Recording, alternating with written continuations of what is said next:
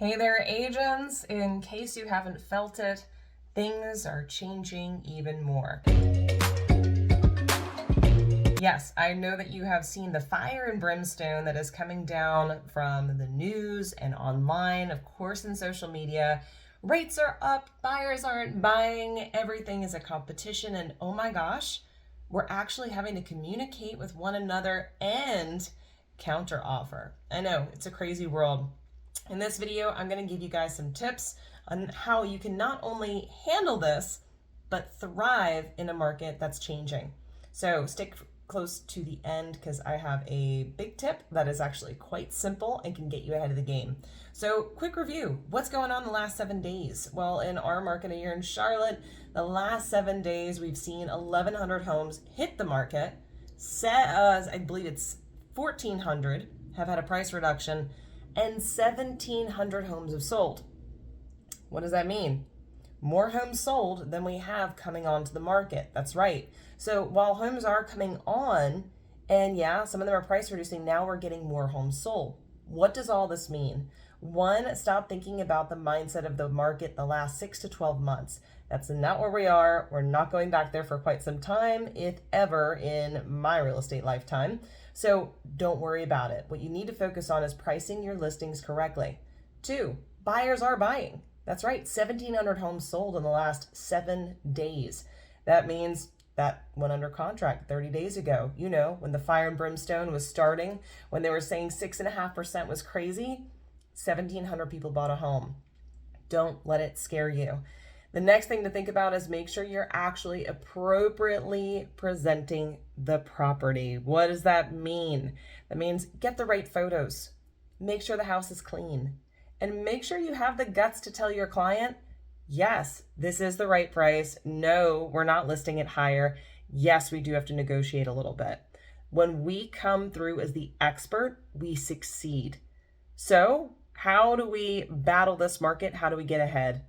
Here's some of the things that you should do if you're bringing your buyer out there, because there are still multiple offer situations. Communicate with the agent. That's right.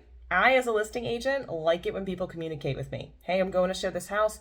Anything your seller has in mind or wants us to look at specifically, and are there any offers on the property?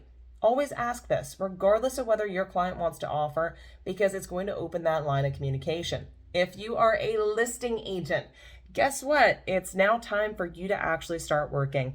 I say that jokingly, but as a listing agent myself, I know the last couple of years, I could just slap a price on it, put it out on the market, even though we still had professional photos, and guess what? It would sell. This is great, but the market has shifted. What does that mean? I have to take an extra step.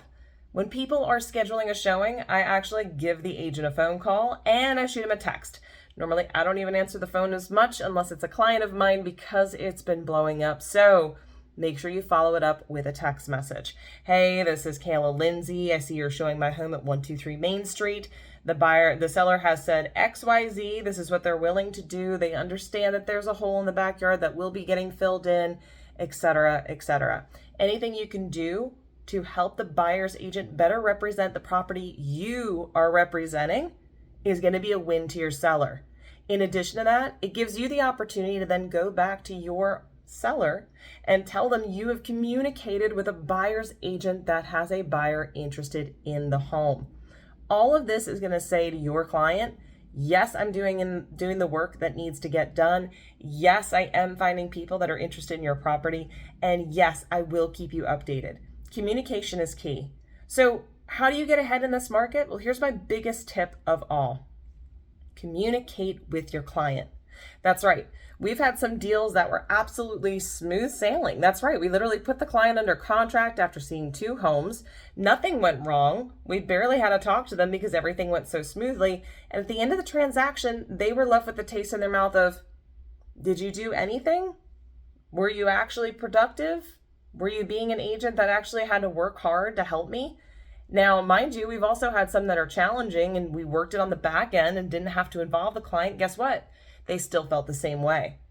However, regardless of how well, meaning smooth, or how horrible, meaning bumpy, a transaction can be, the more we communicated with that buyer or seller, the more they actually appreciated us. In addition to that, when we reached out to them when there wasn't a problem, just to check in, to let them know what's going on, when we did call them with an issue, they had less of a problem with it.